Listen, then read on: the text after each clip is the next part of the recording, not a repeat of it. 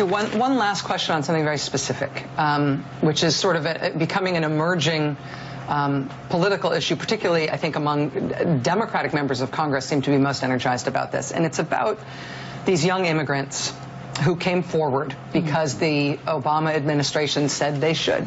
The deferred action, the DACA kids, the Dreamers. They came forward, and more than 700,000 of them, yes. And they registered with the government, which is something that we do not ask people to do in very many circumstances in this country. True. But they registered, they made themselves known, they are on record officially as being in this country without proper papers. Now, that would seem, I would imagine, that a lot of those people feel like they've got a real target on their forehead in terms of being targeted for deportation or other enforcement actions by this incoming president, given his attitude toward immigrants and toward undocumented immigrants in particular.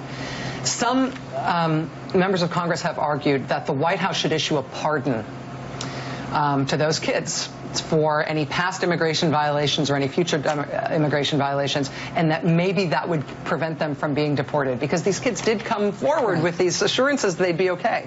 Now they might not be okay. Would the pardon work? Is there something else that could be done to protect those kids given the circumstances into which they came out?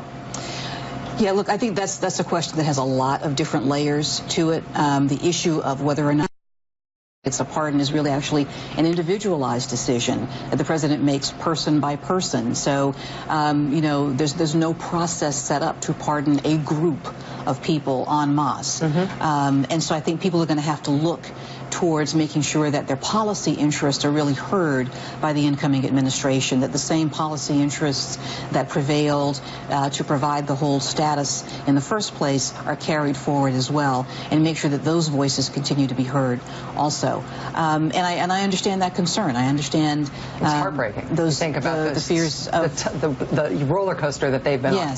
Yes. No, and look, I think it's clear, and I think you've outlined it very well. But I think that they're going to have to look to this new administration, try and find people there within that group with whom to speak, to raise those same issues that convinced the Obama administration to support them. And look, I think there are a lot of issues that we don't know what the future holds. We don't know what the future is going to bring. But certainly I would hope that the record that they have built would be taken into consideration, as anyone would consider how to handle people in that situation. Why don't you wake up and smell what you shoveling?